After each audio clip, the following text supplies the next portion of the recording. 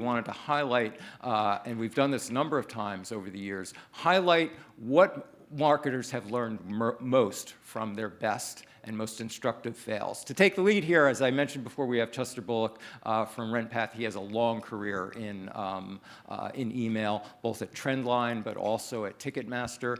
Chester helped in recruiting a number of you here. He has had, I'm sure, a number of fails over the years that he can tell us about. Well, I think that I get to own this panel until somebody has a bigger fail than mine. You're the So, the mayor. You're the mayor of this panel. I own okay. This. Chester Bullock, yeah. Everybody. Thanks, everybody. And first and foremost, I want to thank our panel members here, Ron, Katrina, Katie, and Angela for joining. I know getting on stage in front of a bunch of people you don't necessarily know that well is a challenge. Talking about how you've screwed up is even more of a challenge. And so I just appreciate you guys sharing your stories with us today. The whole thing about failing, and you see the title of the panel, Failing Smarter. Hopefully, well, let's do this first. Show of hands, who has not failed in their email marketing ever? Okay, so we all know the pain. My hope in hosting this panel every so often is that you can take the positive from it instead of just the negative. I'm not going to go into my experience. It's documented. There's an EIS recording somewhere about it. You can look up Paul Schreiner and Chris Marriott's podcast. I did an episode about it on there. And you'll see why it's so epic. Is Taylor still here? You'll appreciate it a lot. It has to do with the inauguration for Obama the second time around. But anyway, the notion of failing and learning from it is something that I think it's become a mission of mine based on my issues or issue that happened. And so I just want to get your guys' stories today. So we'll have you introduce each of yourselves. And Steve took my thunder with May the 4th be with you, but little icebreaker. What's your favorite Star Wars character? And none is not an acceptable answer today. But then also just tell us about your story, what your failure was. Let's keep in mind we have 25 minutes to stay on schedule, but then off that we'll start with questions. Sure.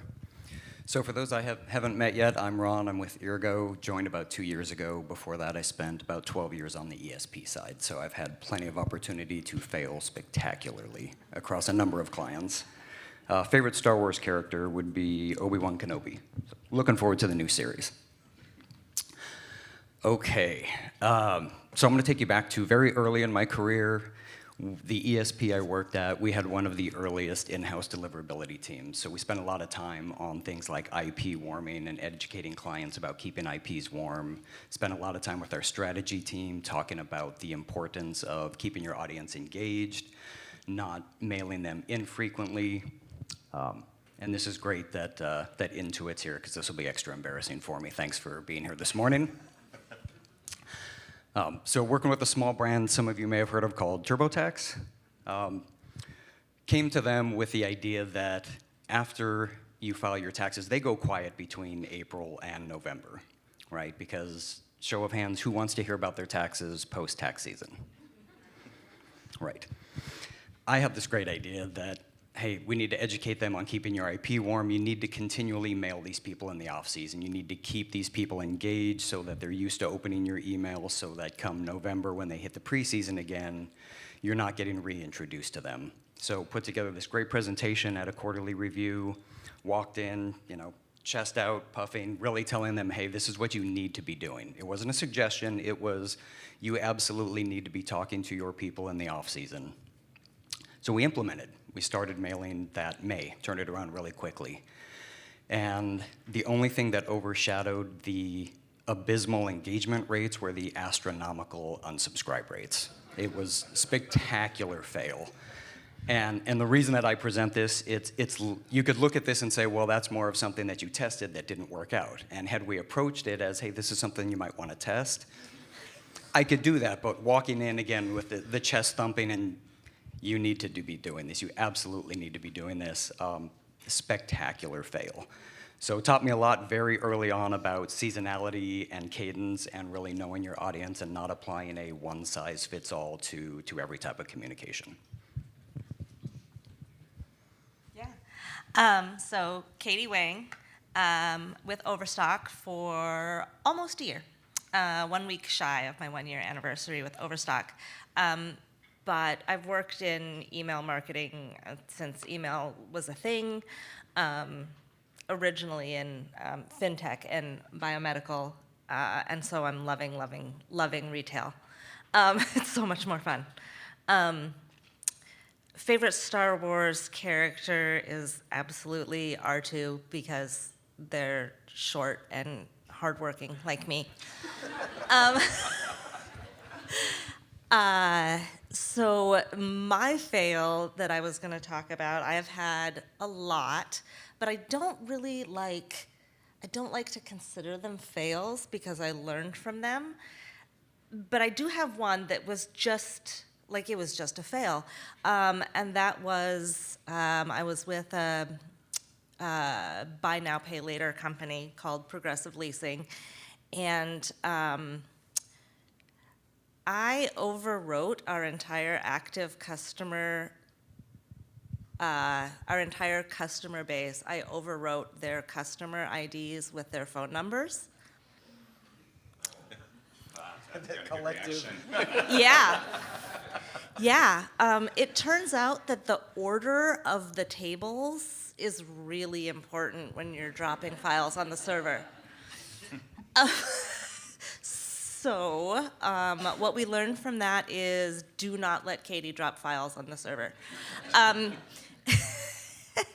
Actually, what we learned from that is, one, nobody died.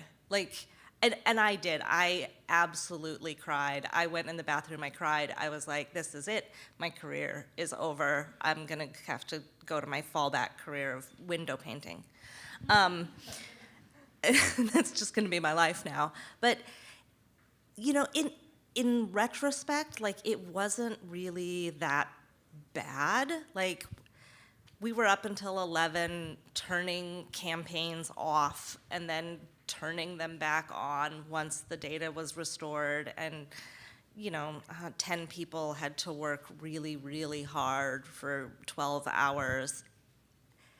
But then the next morning, the sun rose and the email campaigns went back out, and we had a very beautiful and simple fix for that process, which is the person that develops the list or creates the list is not the same person that drops it on the server. So, just, I don't know, have somebody check your work first. And yeah, nothing bad happened. No one died. My reputation with the data team was, it wasn't great to begin with. It wasn't real good to begin with, and it was probably worse after that. But yeah, it's fine. All right, Angela. Hi, I'm Angela Gao with Eddie Bauer. And I should probably just leave the stage now because my claim to fame with Star Wars is that I've never seen any of the movies. Well, that's your to-do list and today. now it really is just like a thing that even if I was interested, I just can't at this point because that's been my thing is that I just have never seen any of them. Fair enough. I think my biggest fail actually goes back to the days that I worked at Amazon, and I worked on the Amazon devices team, so Kindle, Fire Tablet, and we did a lot of international launches. And what I can say is that translations are very important, and having someone who is 100% a native speaker for the exact country you're sending an email to is very important, because we had a case where we wanted to convey how much people love their devices, and it did not come across in a politically correct or any way appropriate translation when we actually sent it out. So that was a funny fail because I didn't even know it because someone gave me the copy and I didn't read that language, and so I didn't even know that I was sending out something that was not appropriate. So translation is very important when you're doing international emails. So where's the young lady from Roe? That's another thing. Get your discrete condition emails. Make sure those are appropriately Yes. in the languages. Yeah. So, Katie, I want to touch on what you'd said. One of the biggest, you felt terrible. I remember that feeling vividly. I mean, my fail put us in the national news cycle for 3 days. I thought the world was ending. My career felt like it was in limbo and everything else. During that time, and you had that period, during that time, did you have support from your management? Did you have support from other teams other than data, apparently? How did you manage that? You know, I didn't have support from my management, unfortunately, but I had support from my team, and they were the ones who really were like, what needs to be done? There was no time spent looking back. Everyone just got on board and was like, we can't just sit here. At the time, really our biggest concern was because we'd written different numbers over the customer IDs, that we turn off all of the campaigns, especially the transactional campaigns, because the concern was that we could send other customers' financial data. And there was no just one kill switch. So so everyone was just like, what's the next thing? What needs to happen next? What needs to happen next? Everybody just jumped on board, and even outside of the email team, which was pretty small, it was myself and 2 other people. So even outside of the email team, the rest of the marketing team, they were like, we're just gonna stay here with you, for support. What can we do? Do you need us to order you pizza? Do you need drinks? How can we help? And everybody just kind of jumped on board, and we were just going next thing. What's the next thing that needs to happen? What's the next thing that needs to happen? And it was so helpful to keep me from getting stuck in that place. I didn't have very much time to worry. I was just, they pulled me along. Yeah. I mean, I can tell you when it's prolonged, it's just torturous. It's terrible. So, Angela, we live in an environment, and I think that some of us being in the business, we create this expectation ourselves anyway. But we live in an environment where, management, other product teams, and everybody else wants things to go out now. So how did your experience, did it help slow everybody down and say QA is important and we need to have better QA processes and all that? How did you guys deal with that? Yeah, I mean, definitely. And I think that's something that leading email now in my role at Eddie Bauer, that's something I'm always stressing with the teams. It's everyone's had their, they send out the wrong coupon code, or they send an email without a code, or they send, the wrong price, something like that. And we have those all the time, and it's always that immediate okay, what can we do to fix this? Can we get the code, create the code, put it on the site so it works? We can kind of backtrack there and not have to do a resend. And then so it's kind of that immediate Band-Aid, what do we need to do to get this situation under control? And then it's always, okay, now let's take a step back. Where did this process fall down? And I'm sure you guys we all live through 1 million people proofing emails, and something like that still happens. And so it's what do we do to learn? And that's my big thing. It's let's not prolong this. Let's learn from it and move on, because everybody makes mistakes. And the scary thing for me about email, so the other side of my job is site merchandising, and so I can put something on the site, and if it's wrong, I can change it instantly. Once that email goes out the door, it's out the door. And so fixing your mistake there is much more of a heavy lift. But that's always kind of my approach, is not placing blame, because what's done is done at that point. And blaming doesn't do anyone any good. Let's figure out where the breakdown was and how to avoid that in the future. So, Ron, with your situation, a little bit different. I've been agency side as well, and definitely understand the stresses involved with messing up for a client. How overall, how did that work out for you? And how did that change your approach to providing them with better service? Sure. So coincidentally, I changed jobs right after that happened. No, we were lucky. The group that we were working with, they wanted to be innovative. They wanted to push the envelope. They wanted to do a lot of testing. So they looked at it more like, hey, this was a test that failed. They didn't look like it as this was a major mistake. So I was lucky in the sense that they were very open to ideas. You know, I would say we probably thought things out a little more as we started to present after that, but it really didn't change our approach in terms of what we were doing or bringing ideas to them, because that's really what they wanted. And we were lucky that they were just fostering an environment of, let's hear your ideas, let's test things, let's see what works. Okay. So who in the room has been in email for like less than a year? Who's fairly new to this? Okay. All right, well then that doesn't really help. I was going to ask you guys, like, but you know, everybody here in the room has the opportunity to have a major screw up at some point in time. How many of you have already felt like you've had your major screw up in your life for email? I'm not going to get into personal stuff. Okay, so about half. So, Ron, what would your advice be to somebody who hasn't had that big mistake yet, that still has to live in that moment where you're terrified? Yeah, I mean, I guess people fall into two buckets. There are people that have had that major mistake, and there are people that are going to have that major mistake, right? It's going to happen at some point. And if you look at it as a learning experience, I think everybody mentioned here, you know, yeah, it happened, but this is what we learned from it. And that's what you have to take with you, because the mistakes are going to happen. It's a matter of obviously not repeating those mistakes, but taking something away from it and just continuing to learn.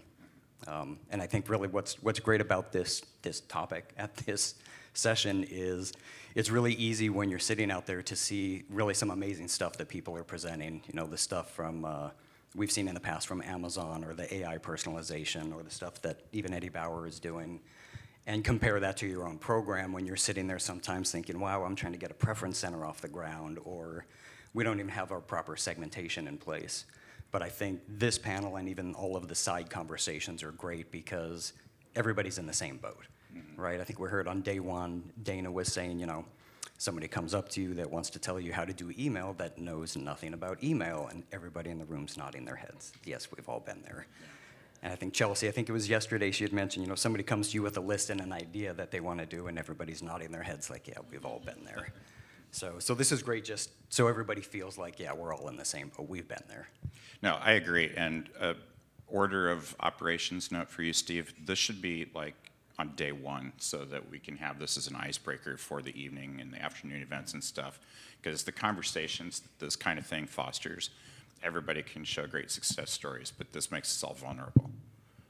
So that's my only thought on it. As the mayor, we used to do that. yeah. As the mayor of this, I'm declaring that. And so it shall be. So it shall be. I am just a governor in a very troubled state. So, Katie, do you manage a team right now? I do not manage a team, no. All right. Angela, do you? I do. So how has your mistake changed how you manage your team? What are your expectations of them? Yeah, you know, it's definitely, I think, making sure that the team knows where their strengths are. And, you know, I have 3 people that work on the email team, and so making sure that everyone sort of, like, they understand what their strengths are in proofing and thinking through the process. And you know, the more complicated we make emails, like our, you know, the email that Rachel shared for our loyalty program, you know, the more complicated you're making those emails, the more data sources you're pulling in, you know, the more dynamic content you have, the more personalization, like the bigger risk you're introducing. And so, you know, you can have the wrong amount, you can have the wrong date, you can have the wrong name, like you can have things that are really, really important. And so, like, really on my team, making sure that, like, we've got the one person that's really gonna look at all those very technical things, because they're good at that. I've got another person that's really good at the copy, and they're really good copy editors, so, like, they're gonna focus on that kind of stuff. And so I think that's really what I try to stress with my teams. Like, everybody kind of has their piece of the puzzle. It takes everybody to look at the emails, like I said before, we can all look at it and miss something, but if we're sort of making sure that everyone knows their area that they're gonna focus on, that's been really helpful. And I think another thing too, and I'd almost like answer your question to Ron earlier too, like, I think to prevent as much as you can some major screw up at some point in your life, like, understand where your strengths are and where your weaknesses are. If you're really good at the, like, nitty gritty, you know, very detailed things and picking those out, that's great. If you're not great at the copy or the imagery or something else, like, find someone else that you can say, hey, can you look at these for me? Like, proactively seek out the things that we all put in place after something happened. You know, proactively seek those things out. And if you lead a team, like do that, for your team as well. Well, that brings up a really good point. And, it doesn't matter where I've been. Well, it does. It matters everywhere I've been. But at the agency I was at, doesn't exist anymore, Trendline, we had an entire team, 6, 8 people that were dedicated to QA. That's all they did. And if anybody was new to the business, new to the industry, and wanted to come be a solution consultant at some point or whatever, they started in QA. So my question to you guys and to everyone here really is, do you feel like you have the level of QA support that you need to feel confident that what's going out the door is going to be accurate, mistake-free, and all that? And it's open to any of you guys. I think we do. I mean, we have, a great partnership with Cordial does our production, so we have a great partnership with them, kind of on the technical side. And then I think for us on the internal side, it's just it's sort of not getting blind to the emails as you're going through a week of emails. Like it's a lot of emails to look through. So I think we've got multiple people just making sure that everyone's like really, looking through every email, and you're not just going, oh my gosh, I'm at the last one and I'm just tired of looking at emails. Yeah, I was going to say our process is absolutely beautiful. I love it because it's almost bulletproof. We have a system set up where we have 3 different set of eyes, fresh sets of eyes that look at everything. But we have enough people that we can rotate through, so it really doesn't slow anything down. We can get an email built, proofed, and deployed in 20 to 40 minutes, which I think is great when you have like a 3-step proofing process. So,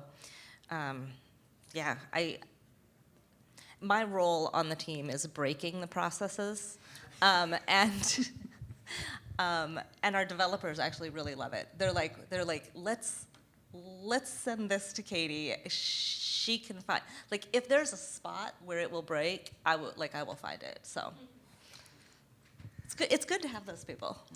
Yeah. I'll answer that by saying the same thing that everybody in email says, no, we don't have enough resources. So we're addressing it with process. Was lucky on the ESP side, we had a large pool of email production folks. We had checklists for every client that were specific to their needs, but it was everything from check the UTM codes, dial the phone number to make sure the phone number is right, click through the link, make sure that the offer is passing through. So in a smaller organization now, I've been able to bring that checklist with me. So there may be only 2 of us that are doing it, but whether I'm the one that's built the email and have to check it myself, we force ourselves to run through that checklist every time. No, and that's a really good point and an idea. How many of you use a checklist to QA your stuff? And how many of you say, oh no, I've seen this before, I'm good? Nobody? Okay, well that's good. Okay, good, thank you, because that's me. I'm like Katie, I break things. I don't believe so much in process all the time, even though I'm the one espousing it. But that's my privilege as manager, I suppose. All right, so I guess my last question is something for all of you to think about, but it's a personal thing for me, again, after the experiences that I had. And so I want you guys to just give me your thoughts on this. How would you go about creating a culture where failure is an acceptable thing so that it's a positive thing, it's something you can learn from, you can grow from, whether it's yourself or your team, as opposed to being an end-of-the-world situation? And I realize that, failure can have different levels. Obviously, you don't want to have $1 million mistake or something like that. I mean, somebody puts iPhones on sale for $1, that's going to hurt. So just would love to hear you guys' thoughts on that. And is that something you've even thought about after you've had your big mistake? Yeah, I think obviously we want to carry over. Like I said, we want to learn. We want to teach those on the team that we're helping or that we're mentoring that, yeah, it's going to happen and here's how you can deal with it. I'm lucky in that the company I'm at, our CEO has put down 3 core values, and it's be accountable, which is fair, right? Be nimble, which everybody in this room has to be. And it was be bold. So he encourages testing, he encourages failure because he's got the point of view that if you're not failing, you're not pushing limits, you're not learning, you're kind of stagnant and sitting in there. So I'm carrying that down to my team, the teams that I work with, and we're kind of encouraged to challenge the status quo. Yeah, I was gonna say one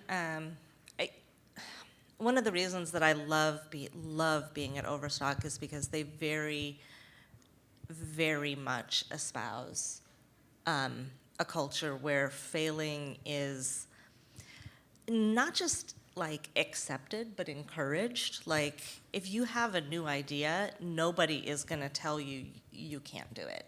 Like, we'll try and put like, guardrails in place to try and keep, somebody from selling iPhones for $1. But like, if you have an idea, let's try it. Like, let's try it. What's the worst that can happen? Like, nothing, and then we'll know not to do that. And so that's really, really wonderful. One of the things I think for me that was the most is, like I said, and how I recovered from that fail was my team there really made the effort to be a team. There were no egos involved, and so it was like, if one of us succeeds, we all succeed. If one of us fails, we all fail. Like, we are the email team, and we will just be together as a unit in that. And so it really helped with not feeling that sense of like, okay, I am the one that made this mistake, but really nobody was pointing and being like, Katie did this. It was like, the email team messed this up, and that is way easier to recover from when you have other people supporting you in that way. Love that. Angela?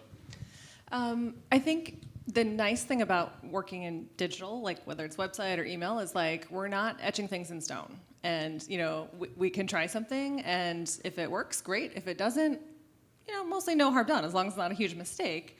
And so that's kind of thing I was trying to convey to my team. Be like, oh, well, I have this idea. Can we try this? Like, are we allowed to do this? Yes, let's do it. Like, it's going to be brand right. It's going to make sense.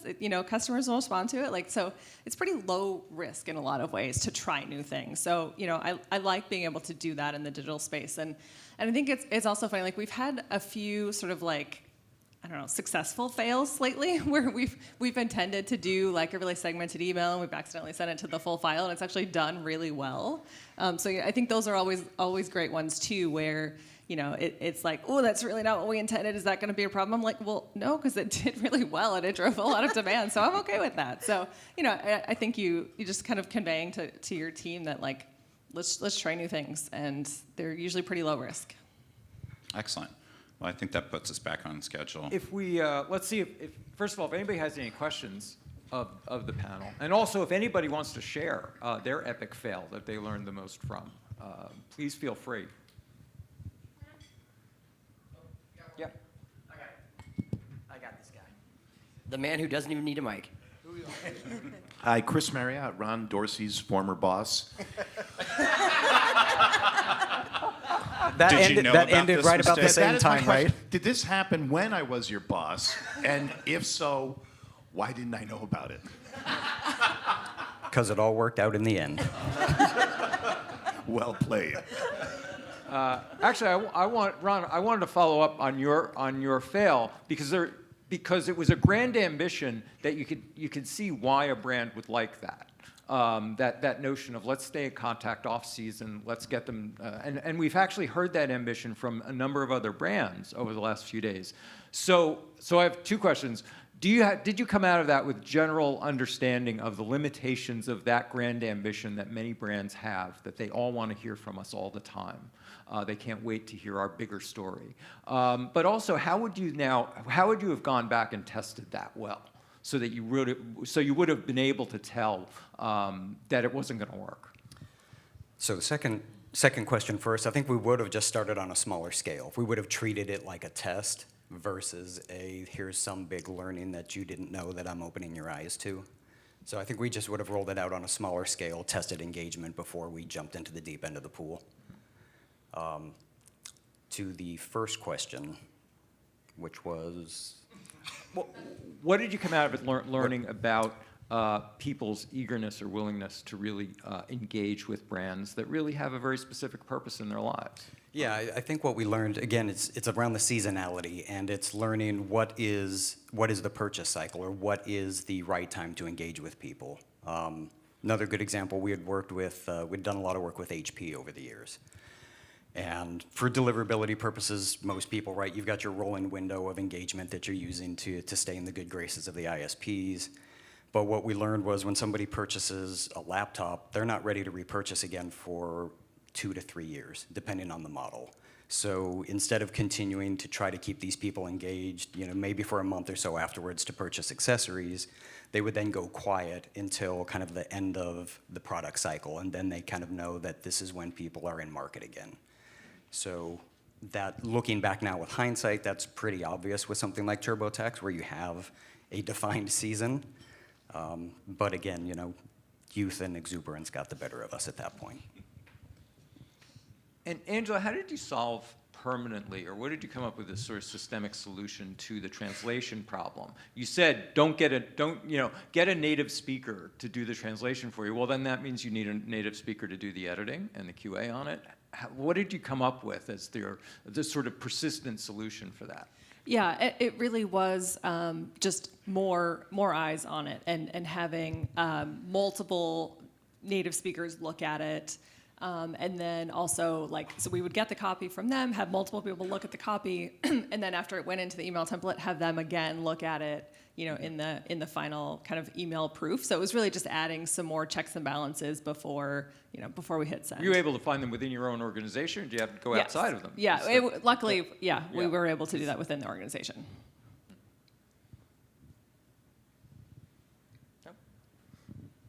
Hi, Jess from Frazee. I love this conversation, so thank you. I've made plenty of mistakes. But it makes me think of, years ago I was in management training, and the one takeaway, well, I had more than one, but the biggest takeaway I had is that when you have to address a mistake that someone on your team's made, the best thing to do is share your mistakes with them, right? Because Katie, you talk about, do you need pizza, do you need drinks? But if your manager at the time was like, listen, one time I did X, Y, and Z, I'm sure right, it makes that person be like, okay, this happens to everyone, I'm good. So I take that approach. Or just remind them of Chester's almost brought down an administration at its start. But that's a good point. When I had my mistake, it was related to a ticketing event, and so one of the people that was in the room with me when it happened, he's like, dude, don't worry about it. I let $40,000 walk out of a box office once. So after that, I felt a little bit better.